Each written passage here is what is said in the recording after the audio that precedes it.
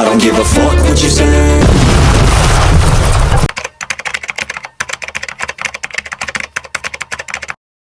So yun na nga guys, good morning, good afternoon, and good evening pong muli sa inyo lahat. Ito muli ang inyong lingkod, Batang LU.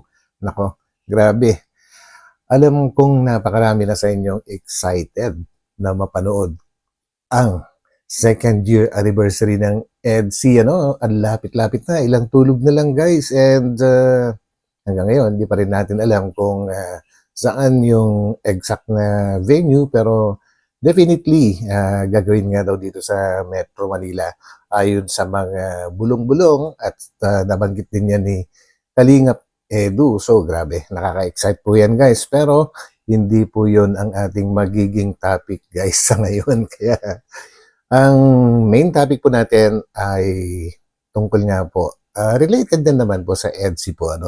At ito ay nangyari sa birthday po ni Dara. And yun ay narinig natin sa bulong ni Kuya Jens. So yan guys. And wala tayong gagamitin na video dito. Kumbaga share lang natin kung ano yung ibinalita po ni Kuya Jens. And syempre bago tayo tumuloy doon ay patuloy lang natin suportahan ang buong Team Kalingap sa pangunguna po yan ni Kuya Val Santos Matubang, Ate Edna Vlogs, and Kalingap Prab.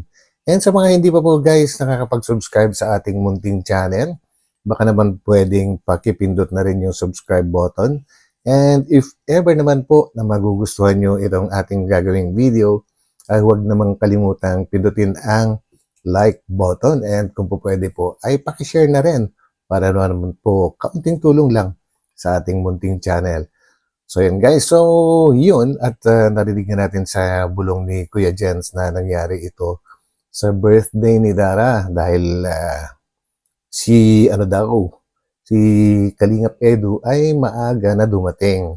Kanya nga lang ay hindi niya inabutan doon si wifey o kaya si Viancy po. Kaya ang sabi nga ni Kuya Jens, talagang kitang-kita nila ang kalungkutan ni Papa Ed. Siyempre naman guys, sino ba naman ang hindi malulungkot pagka iisipin mo or iniisip mo dahil hindi mo nga nadatnan doon, ay siyempre mag-iisip ka na baka hindi dumating.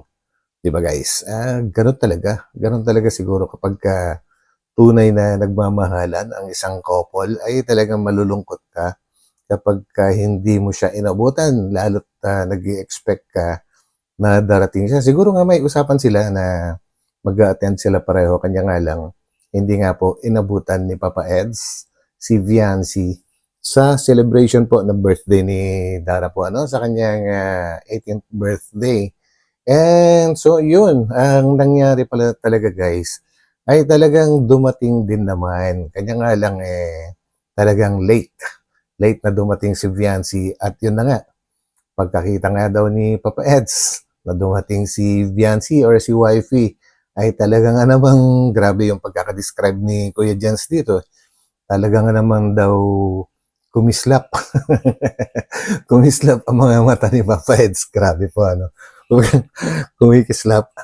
Siyempre, may counting exaggeration, pero totoo naman yun. Talagang biglang magbabago ang iyong mood kapag ka nakita mo ang iyong minamahal na dumating. Nako, siyempre, nawala na yung frustrations. Kaya biglang napalitan ang kanyang mood po. Naging happy na siya. And then, ayun, at sabi nga ay, although late nga dumating si Viancy, pero isa rin siya sa mga nagpasaya siyempre sa celebration na yon dahil nakompleto yung EDC. And balita ko at sabi nga rin ni Kuya Jens ay sumali din sila sa mga palaro or sa mga pag-games na mga nangyari po. And so yun lang guys, hindi naman masyadong mahaba, yun lang naman at gusto lang ni Kuya Jens yung kalungkutan ni Papa Eds dahil hindi nga niya inabutan si wifey nung dumating siya doon dahil medyo napaaga nga daw si Papa Eds. And si Viancy naman ay late, pero ang maganda ay talagang dumating din naman si mommy, si wifey po. So yun lang guys, and abangan nyo yan sa sa vlog ni Kalingap Prab po. And so yun, nako, ito at na-excite na naman tayo sa magiging second year anniversary ng EDSI. And sana nga po, sana lang wish lang naman ito. Sana lang ay makapag-attend din naman tayo. So yun lang, wish lang naman. So yun guys, and hanggang dito na lang. And ito muli ang inyong lingkod, Batang LU. So mag-iingat po ang lahat and God bless. God bless po tayo. God bless po sa ating lahat. So yun, so pansamantala, papaalam po muna ang inyong lingkod, Batang LU, at magkita-kita po tayo ulit sa aking susunod na upload. So bye-bye po muna. Bye.